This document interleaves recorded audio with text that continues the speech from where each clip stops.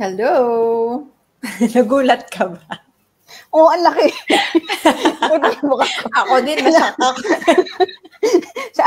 Bago. Bagong setup. Uy! Oo. Lumaki mata bigla. May Hello. gulat pa ako. Akala ko tayo Kaya. yung manggugulat sa kanila, pero tayo yung nagulat. Hello po sa inyong lahat. This is Doc P po of Ahabay Attentions. Hello, good evening everyone. Dr. Suzette from My Low Carb MD. Kamusta po kayong lahat?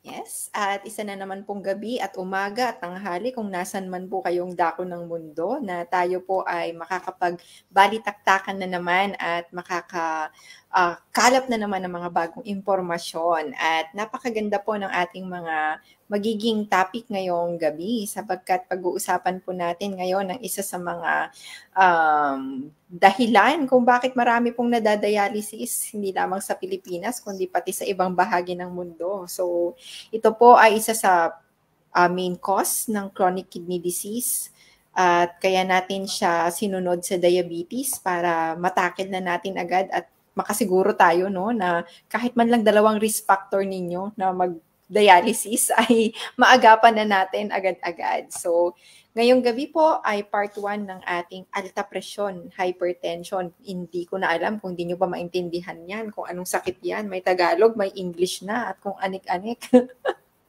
May translation na yan. Para sa ganun ay yung series na to, tignan natin ulit, Doc Suzette, kung gaano kahaba to aabutin. Kasi yung diabetes natin parang 5 or 6. Pero let's take it 1 week at a time. So kung ano yung napaka-information overload yung i-offer namin sa inyo ni Doc Fee, and gusto namin na maintindihan nyo siya. We will try to explain it as possible nang maiintindihan ng isang layman person. O hindi na kailangang maging doktor or medically related na person para maintindihan ninyo yung gusto naming ibahagi sa inyo ni Fee ng mga information. So, as much as possible, ipapaliwanag namin siya hanggang sa abot ng aming makakaya na naiintindihan ninyo na pinaka may pararating namin sa inyo yung mensahe na ganoon pala. Ganoon nyo siya maintindihan. So, we'll take our time. Hindi ko alam kung hanggang ilang part yung abutin namin ni Fee. Pero at kaya least, wala akong nilagay na anong topic ngayon. Part 1, part 2, bahala na kung hanggang saan tumabot. Basta ang mahalaga hindi kayo ma-info overload. Yun lang naman yung isa sa mga gusto natin. Total kami ni Doc Suzette, wala naman kaming hinahabol din na schedule. Hindi gaya nung si Sir Alan kasi 1 month. So parang 4 weeks lang nandin siya nakasama. So talagang kailangan nating medyo, alam niyo naman, mag-use and abuse. Use and abuse talaga ng oras. Sir Alan's time kasi he is not working sa Philippines. Ginamit lang namin yung kanyang 4 weeks na vacation para makasama namin and makapagpaliwanag or makapagbahagi ng mga mahalagang impormasyon sa inyo, which I hope na marami kayong natutunan doon sa 1 week practical na kung ano ba yung mga dapat kainin. Kasi basically, as per Sir Alan, pwede naman natin kainin lahat, pero ano ba yung dapat kainin at hindi dapat kainin, di ba? So, what to eat and what should not eat. Yun ang dictum ni Sir Alan, which Fee and I agree with him na andyan naman lahat, we can eat lahat ng edible, pwede mo naman kainin, wala naman nagbabawal. Pero the question is, kailangan mo bang kainin lahat ng i-offer or lahat ng iaalok sa'yo? Tatanggapin mo ba? Tatanggapin, oo, pero kakainin mo ba lahat ng i-offer sa'yo? Parang lahat din ba ng opportunity na ibibigay sa'yo or i-offer sa'yo is kukunin mo? Kahit na alam mo na hindi mo naman siya magagampanan lahat, 'di ba? Kung puno na yung schedule mo, maisisingit mo pa ba? So, there are times na kailangan mong hindi. Kung alam mo bang compromise na yung health mo, tatanggapin mo pa ba? So, syempre, hindi, 'di ba? Yes. So, I would just like to request na kung nakakapag-benefit kayo dito sa live namin ni Fee, you like and share i-share niyo po yung aming live for today para at least mas marami pong malayo po yung marating ng video na to at mas marami pong maka-benefit sa video na ito. Yes, exactly. At para sa ganun, matuto din sila. Hindi yung tayo lang yung magbe-benefit na tayo na rin halos yung mga dating may alam. Maganda rin na meron tayong mga napag-sharean para sa ganun. Maging curious din sila on how we do it, what is the difference dun sa ginagawa natin, na baka magandang option pala to. And kung gusto nyong mapanood yung series na yon, meron kaming playlist na nagawa na din ni Doc Suzette sa ating Facebook page. You can just look for the videos. Meron doon. And then under the videos, may mga playlist. So if you wanna go back to the diabetes topic, naka-playlist na yon. And then yung the foods we eat, which is all about what we can eat and what we should eat, and ano yung ginagawa ng pagkain sa ating katawan at ano naman ang ginagawa din ng katawan natin sa bawat pagkain kinakain natin. So, lahat din po yun ay naka-playlist na. So, basically, pag natapos natin yung series na to, ipe-playlist din natin siya para hindi kayo mahirapan. So, we are already doing all the best that we can so you can have an access to free knowledge, especially about diseases. And at the same time, we will really try our best na hindi nyo naman, yung sinasabi nga ni Doc Suzette, hindi nyo kailangan maging doktor. But at the same time, hindi rin kasi lahat kailangan nyong malaman just for you to become empowered, na magkaroon kayo ng kakayanan na solusyonan at gawan ng paraan yung meron kayong condition. So, yung mga binibigay namin sa inyo, hindi man sobrang extensive kung tutuusin, but this is where you can begin your journey, and this is where you can actually start para ma-expand nyo pa yung knowledge nyo in the future. But these are all the necessities na para sa ganon, magkaroon na kayo ng parang panimula para mas mapaganda ninyo yung health ninyo. So tonight is our part 1. I'm also very excited of what Doc Suzette will be giving us. So para hindi na natin para masulit natin ng gabi, and at the same time hindi na natin masayang yung mga panahon natin.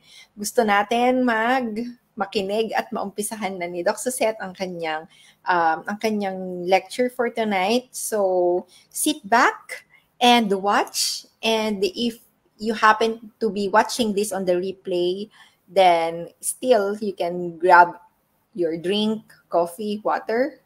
Just enjoy and listen. So, this is it, Doc Suzette. Okay, so pag-usapan natin ngayon is ang tungkol sa alta presyon o hypertension in English. So, disclaimer, this is for educational purposes and not intended to replace your professional medical advice, diagnosis, or treatment. As my disclosure, wala ko i-disclose. Wala po akong tinatanggap na kahit na ano sa mga institusyon, maliban po sa aking salary. So, wait.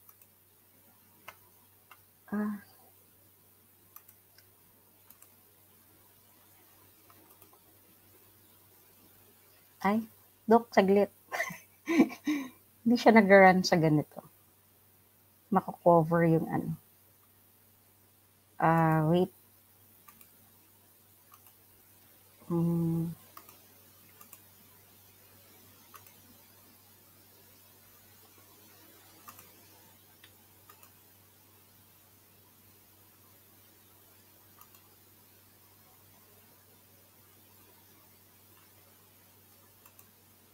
Pag ako nag-move, Doc, nag-move din ba siya? Hindi eh. Hindi siya nag-move. Pero nako-cover. Ito, pag ganyan, ayaw din. Ayaw na. So, hindi siya mag-ano. Wait lang, ha? Sorry naman. Sorry naman. Technical and hindi lang technical lahat na ng prob. Oo, kasi ganun po talaga pagka bangingi po yung ano. Teka, I'll try here. I-open ko from my side. Paano ba? Wait lang din.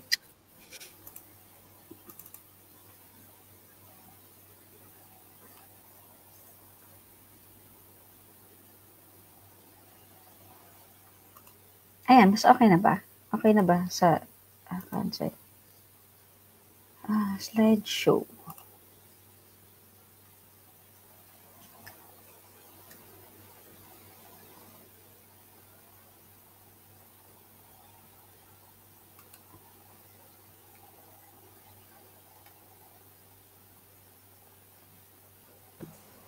Yan, Meron na Doc. ba, Fee? What, alin po? This one yata, yung isa. Yung isa. I-open mo yung isa, Doc, is this one. Nakikita mo, Doc? Wait. Naka-ano siya, My Drive. Teka, i-open ko yung Drive. Sorry na, guys. Wait lang kayo. Ayan, dyan. okay na ba? Saan? Ayan. Pero nakikita mo tong screen na sinoshow ko. Oo nga. Bakit ganyan? Seka. Kung ito. Talaga dito tayo nagturuan. Guys, turuan nyo kami, please. Turuan nyo kami. I-open mo yung mismong PowerPoint na yon, yung ayan, naka-open DD na sa hypertension lecture. Yep. And then after that, hindi siya naka-open kasi hindi mo pa siya na-share screen. Dapat yun yung ma-share screen mo mismo. Na-upload ko na siya sa drive ko eh. Wait. Yes, pero you have to open. I mean, you have to really open it as yan. Ayan. So, slideshow. Okay sa'yo? Hindi. Share this tab instead. Ayan. Okay. Okay na. Kita mo na. Ayan, sige. Okay, kita ko na. Pwede na yan. Sige, we'll pull this through. Ayan. Alright. So, okay.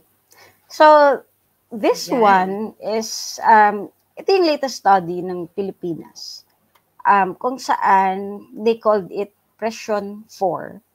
Kung saan, nandito is sinurvey ng government ang populasyon ng Pilipinas at tinignan nila kung gaano karami na sa ngayon ang porsyento ng mga Pilipino na mayroong hypertension o high blood. So kung papansinin niyo, from 2013, which is 28% ng population ng may hypertension, tumaas ito noong 2021 ng 37%.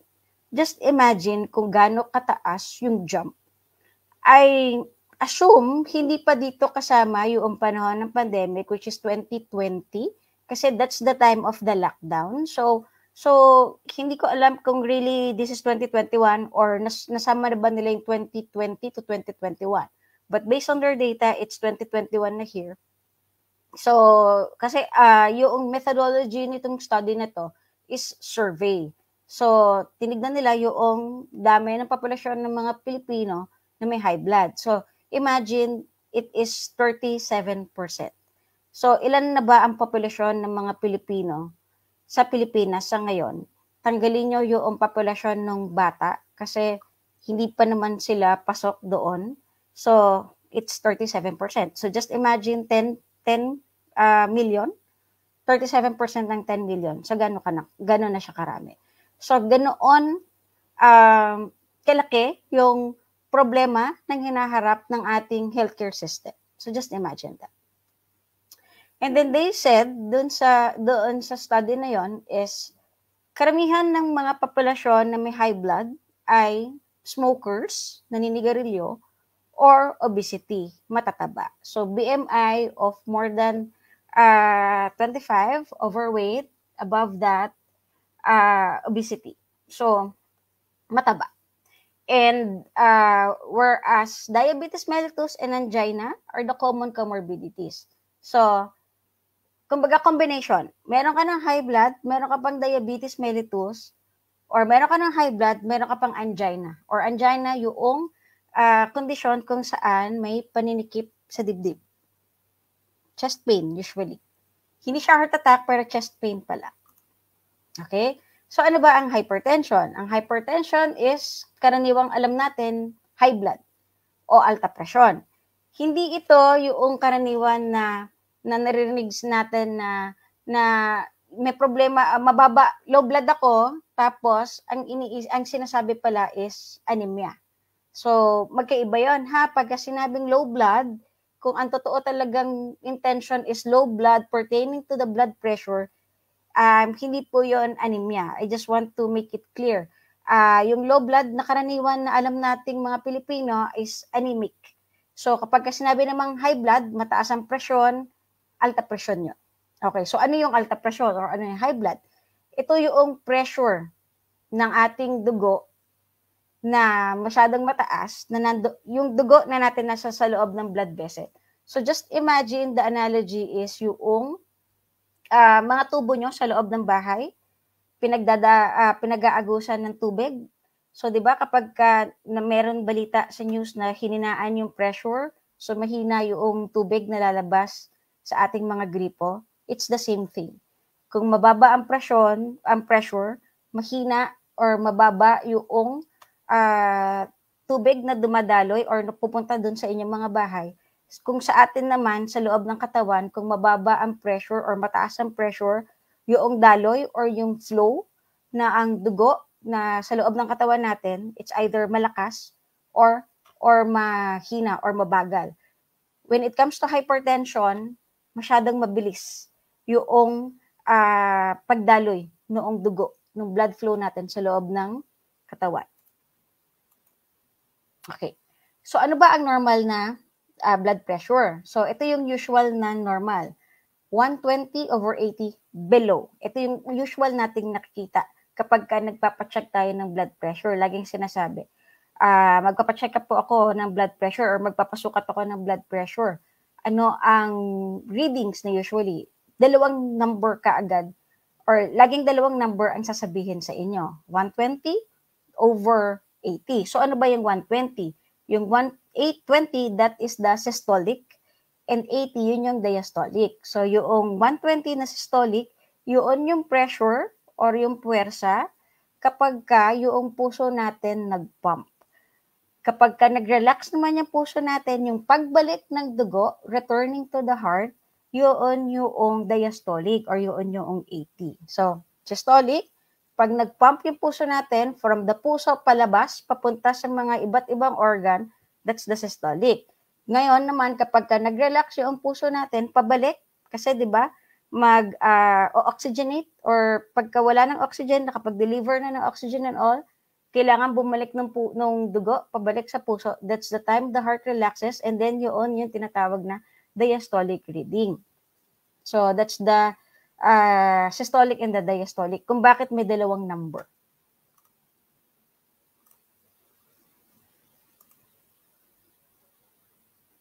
Okay, so ito yung example ng puso. Meron tayong arteries na tinatawag, yung elastic arteries, tsaka yung muscular arteries. Ay, bakit hindi siya gumagalaw? Sorry naman, gumagalaw dapat to. So, makikita nyo dito sa muscular arteries, ito yung pag-flow. Pag lumabas na ganun yung dugo, nag-flow siya palabas, ito magko-contract, gagalaw siya. Okay? Tapos, back natin saglit. Yung elastic arteries, ito yung sa may aorta or yung malaking blood vessel natin. So, usually, papasok yung dugo pag ganun, pabalik sa puso. So, pag dumaan na ganun yung uga, yung dugo, ito naman magko-contract siya. So, kung mas malakas, kung meron kang alta pressure or high blood pressure, mas malakas yung pag-contract nito. Tapos, mabilis yung turbulence or yung pagpasok na ganun ng dugo. Kapag ang pinag-uusapan natin is yung elastic arteries or ito yung mga malalaking blood vessel sa loob ng katawan. So, ito usually yung mga blood vessel na inline sa puso. Pero kapag nasa muscular arteries naman tayo, ito yung mga blood vessel na maliliit. maliliit na tubo. So, palabas siya na ganon. Kasi papunta po siya sa iba't ibang organs. Palabas na ganon yung dugo, magko-contract ito. Yeah. Okay. So, may criteria ngayon ang hypertension. Para ma-diagnose ka ng hypertension, meron siyang criteria. So, the normal is below 120 to 80. This is based sa JNC8. So, I got this from American Cardiology Association. Ito yung website. Galing to sa website nila. So, elevated, kapag ka nakita ninyo na 120 to 129, below 80, medyo elevated na or medyo mataas na ang inyong blood pressure. Pero if ang blood pressure ninyo na nakukuha madalas is 130 to 139 over 80 to 89, that's already stage 1 hypertension. And kapag 140 above to 90, it's also hypertension stage 2. At kapag ang blood pressure na nakuha sa inyo is 180 over 120, immediately magpunta na kayo sa inyong doktor because it's already hypertensive crisis. Meron ng mga nagaganap sa loob ng inyong katawan na pwedeng magdulot ng komplikasyon. It could be sa puso, heart attack, it could be sa utak, or it could be stroke, or pwedeng nasisira na pala unti-unti ang inyong kidneys without you knowing it kasi wala namang symptoms. So, high alert kapag ganito ang level ng inyong blood pressure, kahit na wala kayong nararamdaman, magpunta po kayo sa inyong doktor. So, wag nyo nang kailangang hintayin na umabot pa ng higher than 180 to 120, ha? Pagka nakita ninyo na ang inyong BP is above 140 over 90, magpunta na kayo sa doktor ninyo, sa mga doctors ninyo, kasi baka kailangan na ng intervention. So, meron tayong klase ng hypertension na tinatawag nating white coat hypertension and mask hypertension. So, ano ba sila? Okay? So, yung white coat hypertension, ito yung blood pressure na mataas kung saan tumataas lang siya kapag nagpupunta kayo sa clinic ng doktor. Pero kapag nasa bahay naman kayo, kung meron kayong pang blood pressure sa bahay at nag-check kayo, hindi naman siya mataas. Or lagi nyong nakukuha 120 or pwedeng borderline 125, 129, over 70, over 80. Pero pagpunta nyo sa doktor, for whatever reason, kinakabahan kayo or nagiging 160 over 90, 150 over 80, pwedeng it is white coat hypertension. Pero kailangan pa rin muna kayong matignan ng doktor para masigurado kung totoo bang white coat hypertension yung meron kayo. So, it is best, ginagawa yan para malaman kung white coat hypertension nga ba or hypertension, kailangan gawin yung ambulatory blood pressure measurement or pwede rin yung home blood pressure measurement. I-advise kayo ng inyong doctors na gawin ito. So, on the other side, meron tayong tinatawag na mask hypertension. Ito naman yung mataas na blood pressure kapag nandun kayo sa bahay.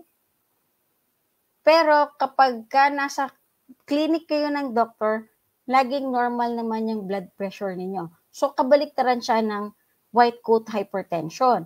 So, medyo mag-iingat kayo if it's really mask hypertension kasi minsan, nagpa-blood pressure kayo sa bahay, so lagi ninyong nakikitang mataas. Pero pagpunta ninyo sa inyong mga doktor, naging normal yung blood pressure ninyo. Pero merong mga pagkakataon na sumasakit ulo, nahihilo, or meron kayong mga sintomas, kailangan nyo yung i-inform yung inyong doktor na madalas sa bahay na ganito yung blood pressure. Pwede kasing mask hypertension, and usually itong mga mask hypertension na to, it is a true hypertension, and unfortunately, pag nagpupunta kayo sa clinic, normal siya, kaya tendency pwedeng hindi siya ma-diagnose. And sometimes nag-end up na meron ng mga damage sa end organs or may damage na sa kidney or ibang organs ng katawan, then saka lang biglang magmamanifest na mataas yung blood pressure kahit nandun na kayo sa clinic or nandun na kayo sa mga doktor ninyo. So, take note of this one. At least there is an awareness or aware kayo na pwedeng ganun yung mga scenario, ganun ang nangyayari sa inyong mga blood pressure readings. Pwedeng white coat, tumataas lang pagka nasa doktor, or mask hypertension, mataas talaga ang blood pressure, pero pag nagpunta sa doktor, biglang nagno-normalize. So, at least aware kayo. Kasi kayo lang yung, knowing Filipinos, hindi yan magpapacheck up hanggat walang nararamdaman. So, watch out for it. So, discuss natin yung dalawang klase ng hypertension. So, first one is the secondary hypertension and the another one is the essential hypertension. The secondary hypertension, ito yung hypertension kung saan ang main reason kung bakit tumataas ang blood pressure ninyo is because mayroong underlying na medical condition.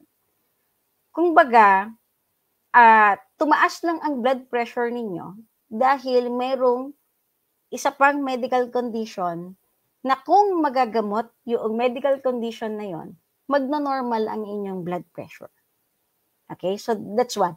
Usually, madalas itong secondary hypertension sa mga may edad 30 years old and below.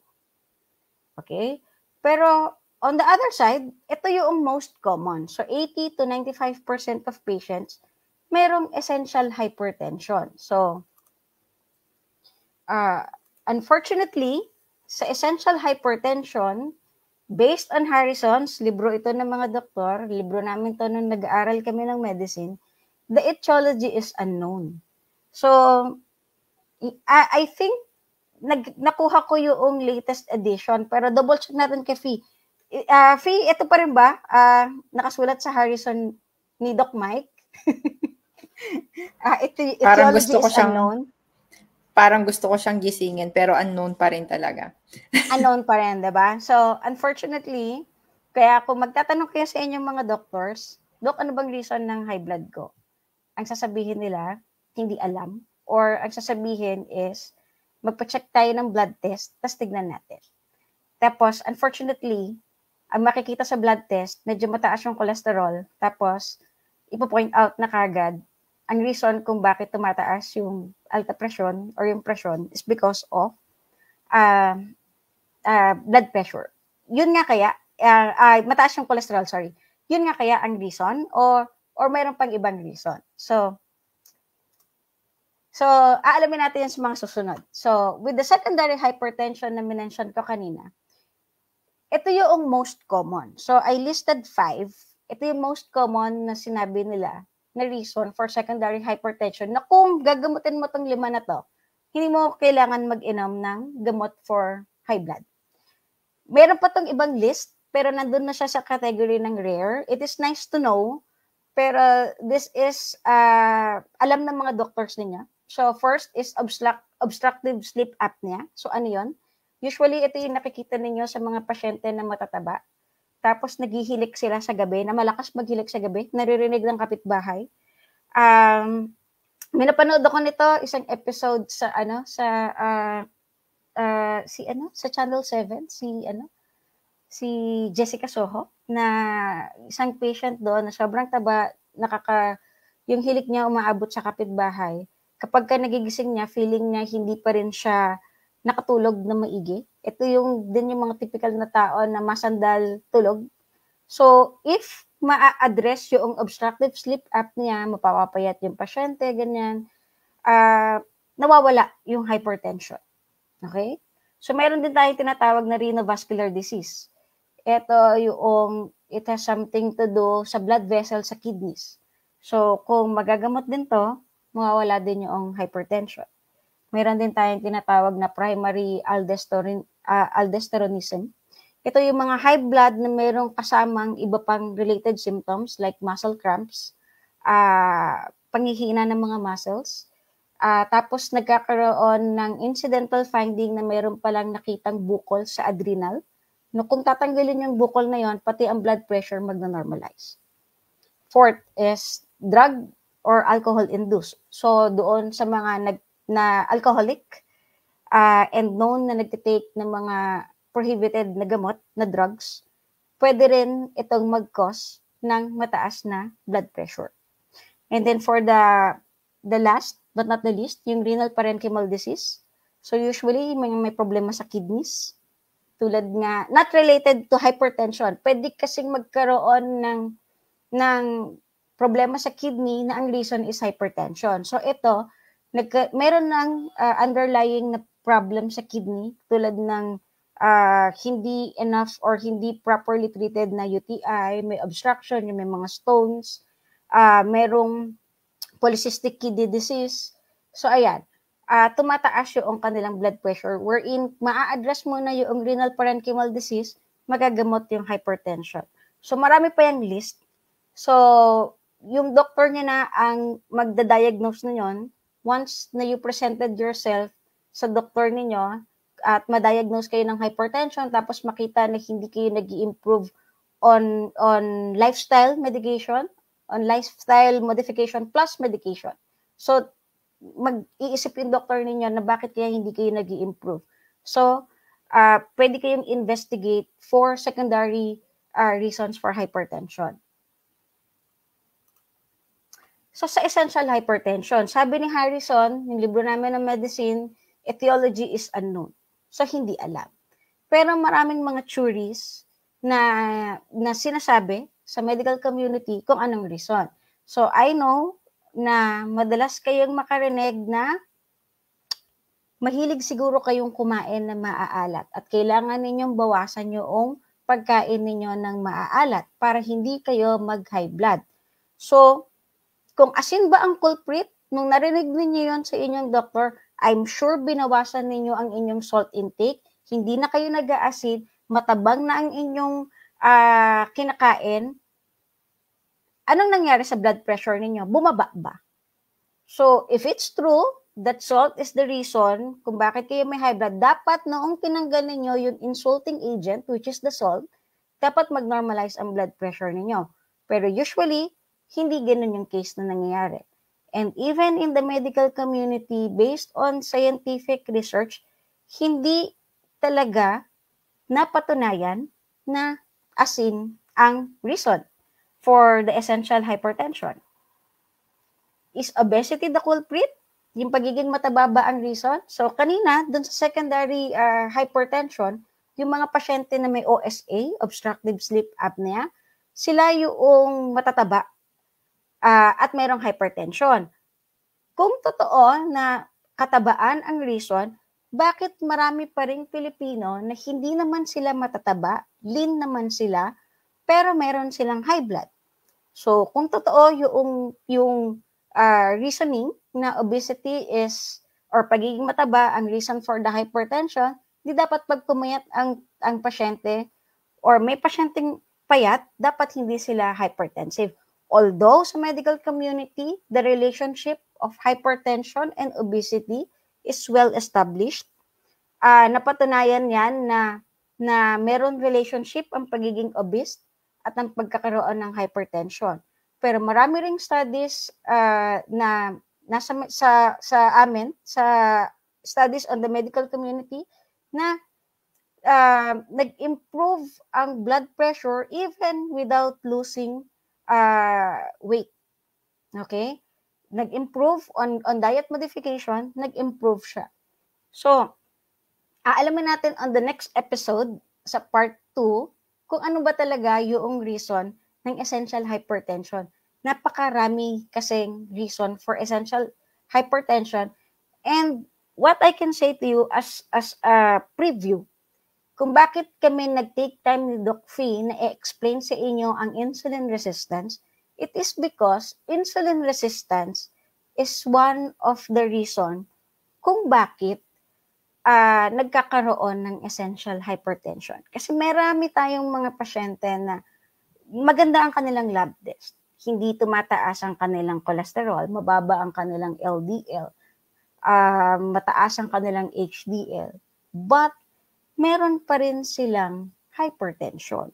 So ano yung meron with insulin resistance, which will be discussed later on, kung bakit related siya with essential hypertension. Kung bakit on the low carb community, we are always saying that salt is not the culprit. Hindi nyo dapat sisihin ng asin sa ginagawa ng kinain ninyong carbohydrates.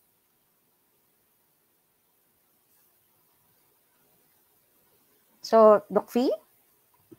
Hello. Ayan. So, actually, Doc, kasama talaga siya for the next week because what you already parang gave sa ating audience are overview of hypertension. So, basically, you already have the tawag dito, yung overview and kung ano ba talaga yung hypertension in general. Paano mo masasabi na hypertensive yung isang tao? And kung ano yung batayan at criteria ng mga doktor para masabi niya na hypertensive ang isang tao. And kung sa tingin nyo parang, nasabi na ni Doc lahat, meron pa pala? Yes, marami pa. Actually, criteria pa lang yung nasabi ni Doc. But mas maganda na alam nyo na agad yung criteria para next, alam din ninyo kung bakit nagkakaroon ng mga ganito na mga sakit. So, kanina nabanggit ni Doc yung mga pasyente na nagsasabi na anemic and low blood. Alam mo, Doc, sobrang relate ako kasi may mga pasyente na, for example, bini-BP sa clinic and then, pag mataas yung dugo nila, yung blood pressure, sasabihin nila sa akin, Dok, bakit mataas ang blood pressure ko? Sinabihan po ako na anemic ako, low blood. So, basically guys, magkaiba kasi yung anemic at low blood pressure. Iba yung presyon ng dugo, iba din yung content na pula ng dugo. So, kapag sinabihan po kayo ng doktor ninyo previously or may nakapagsabi sa inyo na kayo ay anemic, ibig sabihin po yung mismong pula ng dugo, yung kasama na pula ng dugo ninyo ay mababa. Kaya po maaaring maputla kayo or dun sa laboratorio ninyo, yung pula ay mababa. So, anemic kayo. Pero yung presyon po ng dugo, ito po ay yung pressure na pressure na kukuha kapag ka ang dugo ay dumadaloy na sa ugat. So magkaiba po 'yon. So hindi po porke anemic po kayo ay mababa, parang dapat mababa agad yung inyong blood pressure. Hindi po ganon. Kasi magkaiba yung volume, magkaiba yung sikip ng ugat when it comes to kung ang usapan na natin ay yung content na pula ng ating dugo. And at the same time, kung makikita nyo, Doc, no, yung stages, pinakita sa atin ni Doc Suzette yung stages ng hypertension. And kung makikita ninyo, marami pa rin tayo ngayon na ang basis ay hindi blood pressure, kundi ang pakiramdam. So, bakit hindi ka nagpupunta para magpa-check up? Ang sagot, wala po kasi akong nararamdaman. Tandaan po ninyo na ang criteria ng hypertension, wala po sa criteria ang sakit ng ulo, wala sa criteria kung nagche-chest pain ka, wala din po sa criteria ng pag-diagnose ng hypertension kung nahihilo ka. Ang criteria ay blood pressure mismo. Bakit? Marami po ang may blood pressure na mataas pero wala ding nararamdaman. So, the reason why meron tayong preventive, actually sa guideline ng preventive medicine, may start na age kung kailan dapat yearly ka nang kinukuhanan ng BP. Ngayon, kahit 50 years old hanggat walang nararamdaman, hindi yan mag-BP. At hindi na matandaan kung kailan huling nagpa-BP. Pero kung titignan natin yung annual physical examination as preventive measure, lahat po yan, kung kailan ka magpapakuha ng dugo, how often, parang ganyan para ma-monitor mo kung meron nang nag-i-start na diseases, kung ilang taon dapat ang isang tao ay nag-i-start na take or kumuha ng BP niya every year, meron din po yan. So basically, hindi nyo po kailangang hintayin na may sumakit sa inyo, like sumakit ang bato ko, ejemplo. Kasi may iba na hindi na sumasakit ang batok, natutulog na lang sila habang buhay. So, may mga tao na gano'n na pag may naramdaman na sila, wala na din. Hindi na, after nung may naramdaman sila, wala na rin silang naramdaman kasi natulog na sila habang buhay. So, may mga gano'n. Meron ding mga tao na nung may maramdaman sila, hindi na mahahabol. So, may mga experience kami, Doc, na kunwari pumunta sa clinic, 180 or 190 yung BP. Nasabi mo kanina na yun ay hypertensive crisis na. Tapos bigla mong sasabihan, kailangan kang ma-admit. Kasi nga kailangan bantayan yun for you to be hooked, mailagay ka sa cardiac monitor para mabantayan ka, or kailangan ng urgent na pampababa ng BP, or kailangang i-watch out, baka kasi ang next na nun ay atake sa puso. Tataka sila kasi pumunta lang ako ng OPD. OPD lang naman. Alam niyo po guys, may tinatawag na toxic na doktor. At sa kasamaang palad, isa ako doon yung tipong OPD ka naka-assign pero nag-a-admit ka pa rin ng pasyente. May mga ganun talaga. So, usually, nagtataka sila na parang, kaya lang naman ako nagpunta dito. Minsan nga, hindi pa yon yung pinakonsulta sa'yo. Ang pinakonsulta incidental findings. Incidental findings pa. Nung binipi sila, 190 over 100. Tapos nagtataka sila, bakit ako ipapa-ER ni Doc Fee? Laging ganyan yung drama nung residency training kahit nung intern. And hindi nila maintindihan na because that is already hypertensive crisis, and what they always tell me is, wala naman akong nararamdaman. Bakit niyo ako ipapa-ER? Ang lakas-lakas ko. Malakas ka physically, but you don't know, tridor ang high blood. Hindi mo alam kung kailan kanya biglang huhugutin. So sometimes, meron kaming mga pasyente na okay, malakas pa daw. Pero time bomb, minsan meron kaming malakas, bawal mo nang paglakarin. Pag nag-insist yung pasyente, gulat ka na magko-collapse na yon. Kasi meron na siyang ibang mga, iba pang mga sintomas na hindi din siya aware. Like for example, sabihin na natin, ang isa sa reason niya kung ba't napunta sa ER, hindi makatulog ilang gabi. That could also be a symptom of an impending cardiac problem. Na like for example, lalo na kung hindi mo alam na mataas na pala yung BP mo, that's the reason why. So basically, ang bottom line, mag-BP kayo, mag-monitor kayo ng blood pressure, lalo na kung sa isang bahay or galing kayo sa pamilya na matataas ang BP, hindi dahil naman niyo yon, but basically, baka pare-parehas kasi kayo ng kinakain at pare-parehas kayo ng lifestyle. So kung meron sila, maaaring maaga ka rin na magkaroon. So kailangan nyo po yun na i-monitor. At wag po kayong mag-rely lang sa nararamdaman ninyo. Tandaan po ninyo, may stage 1, may stage 2 ang hypertension. And idadagdag lang natin, Doc Suzette, yung part na nalilito sila dun sa, Doc, 130 naman ako, pero over 100, okay, over 90. Yeah. So, bakit ako nilalagyan ng stage 1 na 130 naman yung taas, ganon, or something, na parang 120 naman ako, pero over 90. So, lagi namin sinasabi na, yung diastolic kasi is, di ba meron yung sinabi ni Doc Suzette na systolic yung nasa taas, diastolic yung nasa baba. You know guys, yung systolic is the time when your heart would pump. Boom! So, yung diastolic is the time when your heart would rest. So, pump, rest, pump, rest. Imaginein mo, kapag nagpapahinga ka, dapat hindi ka pressured. Tayo lang yung nape-pressure na nagpapahinga. Talagang tayo lang yon. Pero hindi dapat humugot talaga. Oo. Tayo lang yon. Pero tayo nga pag nagpapahinga, hindi pwedeng ma-pressure, di ba? Kasi parang hindi ka rin nagpahinga. So basically, yung heart natin is the same. Every time na magpapahinga yan, dapat bumababa yung pressure niya kasi bakit kailangan tumaas ng pressure ng nakapagpahinga? Wala naman siyang binobomba. Okay? Kung mataas ang pressure nun, ibig sabihin, even at rest, nagre-ready na siya kaagad to pump. Ibig sabihin, meron na siyang parang ikaw, mas malalim yung tulog mo pag wala kang inaasahan na gigising sa'yo. Alam namin yan, minsan pag naka-duty kami, iba yung tulog pag naka-duty. Kasi pag naka-duty, parang half awake. Kasi alam mo na pag may kakalabit, may emergency. So basically, yung heart natin ganun eh. Papahinga siya, pero parang nag-i-start na ulit. Parang hindi ko kayang babaan yung pressure pag nagpapahinga ako. Kasi pag binabaan ko, baka hindi ako makabomba ng maayos. So ganun yung nangyayari eh. So basically, dapat yung diastolic natin hindi tumataas ng ganong kataas. Yung iba, 140 pero over 100. So, sobrang taas. Ilalagay mo sila, Doc, stage 2, hindi nila matanggap.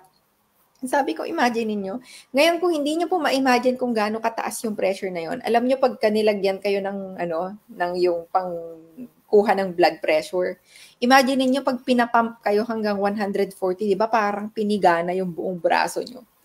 Sabi ko nga sa kanila, sakit, di ba? Halos minsan nga, Doc, may namamasa pa. Kasi 180 na. Sikip na sila. Pero meron ka pa rin naririnig. So, ibig sabihin, 180,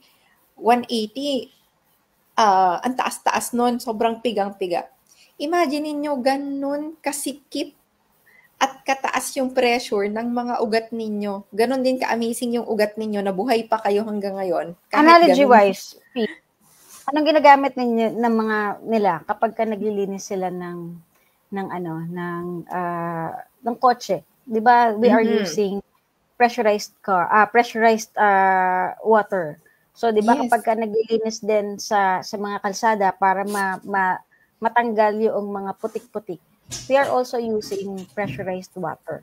So just imagine yung lakas ng pressure kapag tumama sa wall, pag tumama sa kalsada, na wawalis niya yung putik, 'di ba? So just imagine kung ganoon kalakas ang pagbomba ng inyong or yung daloy ng inyong dugo sa loob ng inyong blood vessel, sa inyong mga ugat. Imagine na lang yung tatamaan noong lakas ng daloy na yun. Bumubunggo siya ng ganito sa blood vessel.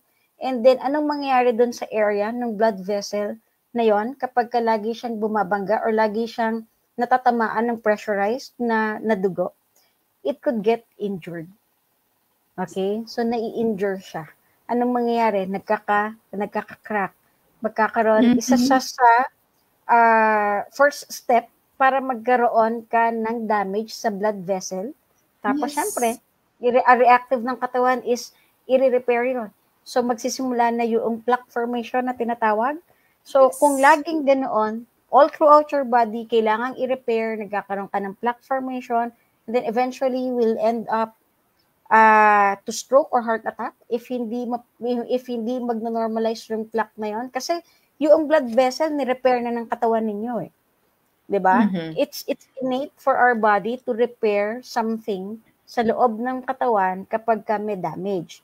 Pero hindi, the blood pressure, high blood pressure, lalabas siya despite of ginawa na ng lahat ng katawan ninyo para mapababa siya. Kasi bago siya mag-appear again as a symptom, mayroong compensatory mechanism ang katawan natin para mapababa ang blood pressure. If hindi na kaya, saka tataas ang blood pressure. Same thing with diabetes. Ginawa na rin ng katawan ninyo ang lahat ng magagawa para mapababa ang blood sugar, pero kain pa rin kayo ng mga pagkain na nakakapagpataas ng blood sugar. So, ang end up, bumibigay na yung katawan, then the high blood sugar manifest. So, same thing din sa blood pressure, nagmamanifest din. So, ganoon yung, tignan ninyo, na ganoon yung consequences if the blood pressure is not treated or hindi siya na-address. Number one, definitely, guidelines, lahat ng guidelines nagsasabi, unang-una is lifestyle modification. If hindi naman talaga natin siniseryoso ang lifestyle modification, hindi naman talaga siya tinuturo sa atin extensively, intensively, ang lifestyle modification, ano yung next? Medications na ang kasunod. So, same lang din with the ibang illnesses. Una is lifestyle modification, then then medications. Kapag wala, second medication, third medication, fourth medication. Hanggang sa dumami pa siya. So, that's the consequences. So, para maintindihan natin lahat kung ano ang gagawin natin to avoid the medications, a lot of medications, i-explain ni Doc Fee next week kung ano yung etiology ng essential hypertension, which was before sinasabi na ano ng etiology, pero next week i-explain ni Doc Fee yung etiology. So once alam natin yung reason kung bakit tumataas ang blood pressure, then baka sakali mas seryosohin natin yung first line of treatment, which is lifestyle modification. Yes. Ang nakakatuwa lang, no? You know what? You are so blessed if you find a health care practitioner that will tell you how to do the lifestyle modification. Most of the time, may sasabihin tayo na, ewan ko, narinig nyo na, lifestyle modification, diet, magbawas ng timbang, and pwedeng mag-start ng gamot. But seldom do they tell you how to do the lifestyle modification, how to lose weight, and what diet should you do. So that is the reason why we started with teaching you the disease, because we will not end here, basically. Because what we want you to know is that you have an option and you must know kung ano ba yung lifestyle modification na dapat gawin. And for you, na mga nandito na nakikinig, next week will be fun kasi next week will be like, bakit ka may blood pressure? Oo nga naman, no? Bakit kailangan ba kasi magkaroon ng pagdaloy ng dugo sa katawan? Because para mas alagaan nyo yung katawan ninyo at mas siguraduhin ninyo na maayos ang inyong blood pressure, dapat alam nyo muna ano yung significance niyan. Hindi lang po kayo nagkakaroon ng blood pressure or hindi lang umiikot ang dugo natin just to give us oxygen. Although we all know that oxygen is of course the parang one of the real main reason why, because lahat tayo, yun kailangan talaga natin. But there are other things na kailangan pa natin i-deliver kaya umiikot ang dugo sa ating katawan. But with the blood pressure, what is the reason why there must be a regulated blood pressure? And ano yung mga part ng katawan natin na nagre-regulate nun? Because somehow, the only way you can understand bakit ka ginagamot is for you to understand ano yung mga tina-target. Pero syempre, hindi natin pag-uusapan yon. Ang gusto nating pag-usapan next week is, number 1, ano yung nagre-regulate ng blood pressure nyo? Bakit siya nagno-normalize? At ano din yung sanhi, ba't di na siya nagno-normalize? Yun yung sinasabi ni Doc Suzette. Kasi ang katawan natin matalino yan. Pag nag-exercise ka, medyo tataas yung blood pressure. Pero bakit bumababa?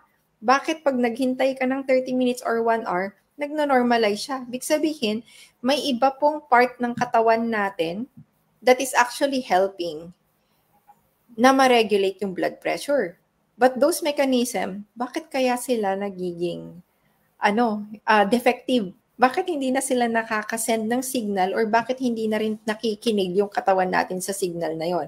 Is it the signal from those na tumutulong o mismo ba yung dapat lumuwag, sumikip na ugat, siya ba yung hindi nakikinig? So it's kind of like the normal na process and then the abnormal when it comes to becoming abnormal. Yun yung pag-uusapan natin next week.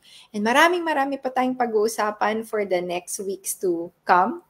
Dahil, alam nyo, hindi lang to basta hypertension. This is like, parang, siguro sa mga duty ko sa ER, parang ito yung lagi. Ito yung laging hihintayin mo pag dumating na ang alas 11.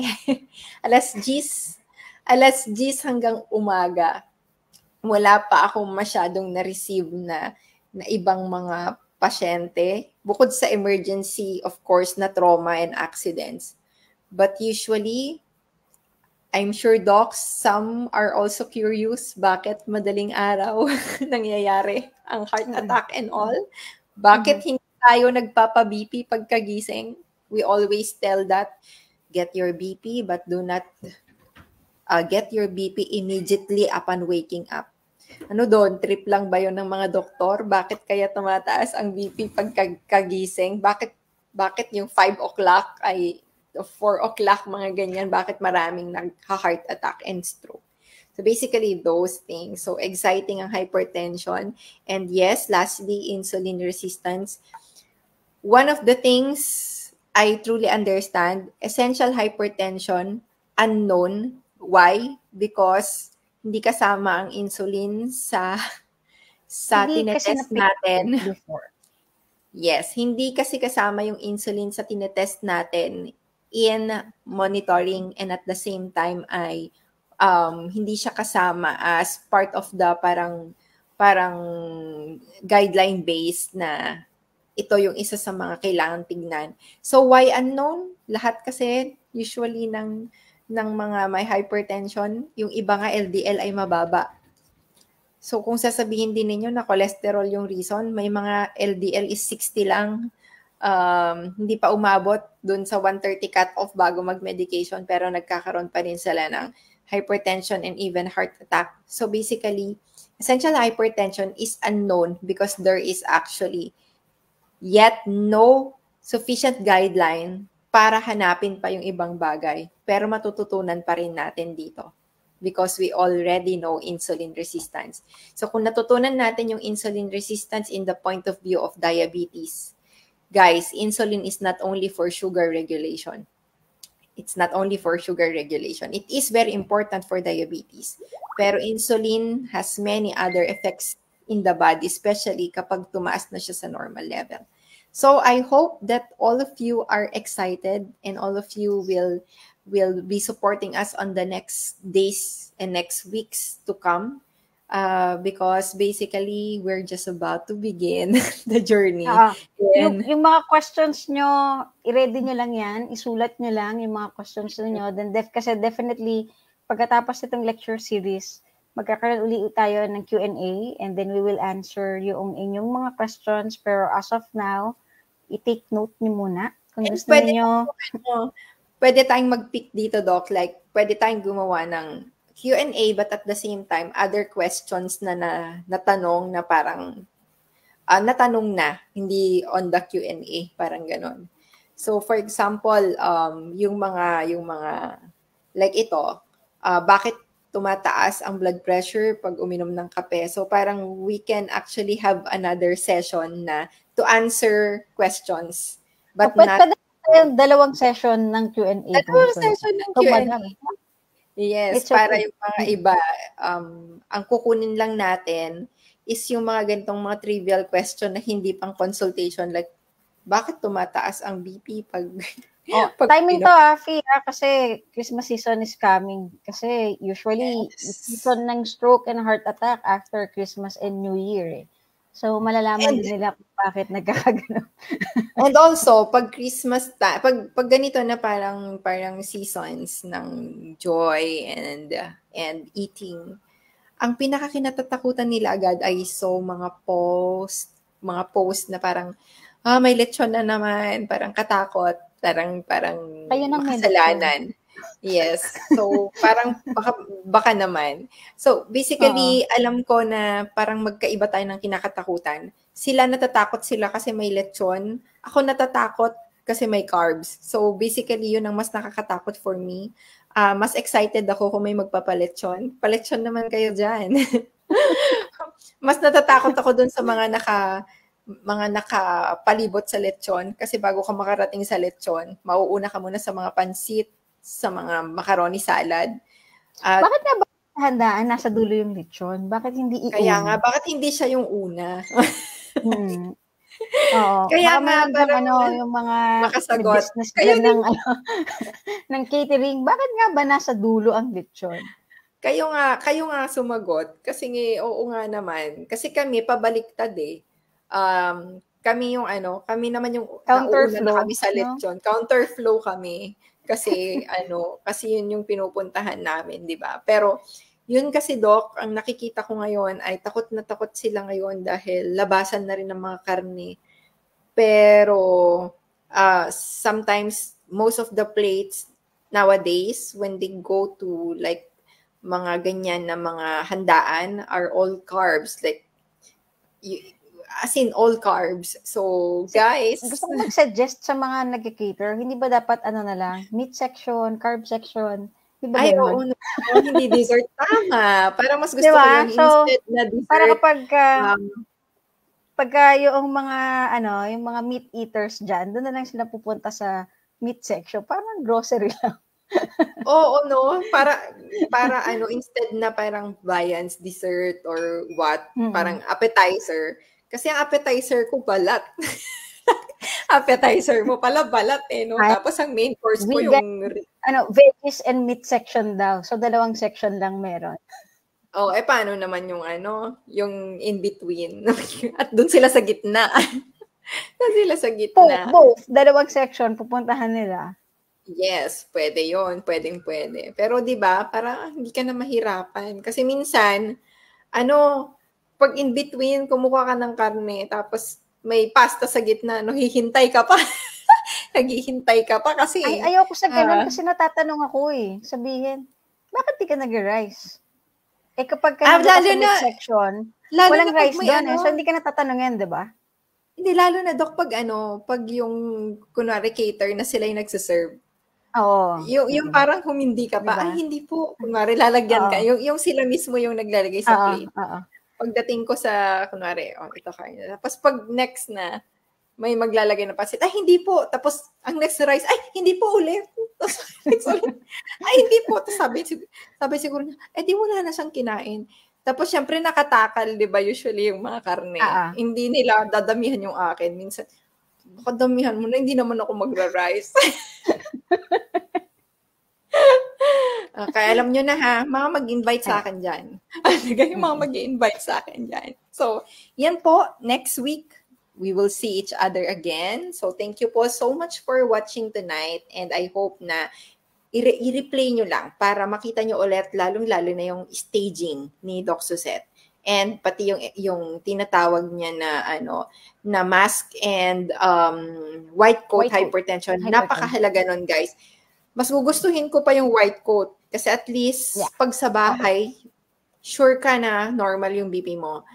Pero yung mass hypertension, magiging kampante ka kasi na normal yung BP mo, pero sa bahay pala hindi mo alam, sobrang tumataas yung BP. So, mas maganda din na magkaroon kayo ng sarili nyong monitoring. May iba kasi din na doktor na aggressive. Minsan, pag tumaas yung BP nyo sa clinic, syempre nakakatakot, Doc, kapag kahit pa kasi sabihin na 150/90 yan, kung ikaw yung doktor tapos feeling mo hindi na babalik yung pasyente, may mga doktor talaga na nagbibigay magandang regalo ng yan. gamot. Magandang gift idea yan for Christmas ha. Blood pressure monitoring. machine. Oo. Yes. Blood pressure may machine. Iregalo ninyo. Isang tanong bago tayo magtapos. Ang blood pressure machine monitoring na electronic ba ay accurate? For me, yes. Basta bago battery. Hindi battery. Fluctuating ang battery. Reliable ang batteries. Batteries, So, yes. it's reliable. May study na yan, guys, na pinag-compare na po ang electronic at saka digital. Kahit din naman kasi ipilit natin yung electronic and manual, I mean. Ipilit nyo yung manual, hindi nga marunong gumamit. Di lalo nang hindi nyo nakuha yung BP. So, usually sa mga electronic, maganda naman po basta okay yung first is the quality, the brand as well. Of course, you have to choose your brand and at the same time, you have to also make sure that meron siyang battery. Ang kagandahan kasi niyan, kung tumaas naman, then you can go to the nearest clinic and get your manual na manual na blood pressure monitoring kung meron po doong marunong. Pero at least sa bahay, meron kayong pang tingin. It's a gauge. Oo, so, gauge nyo. Gift ideas for Christmas. Gift Very ideas useful. for Christmas. Oo. Yun ang ibigay natin sa ating mga kababayan. Yan na yung mga uso ngayon. Thermometer, pulse oximeter, blood pressure monitoring. Yan yung mga ipapamigay natin dapat sa mga kapamilya natin. Okay? So, yun lang. Thank you so much and have a good day, everyone. See you next week. Good night. Bye-bye. Good night.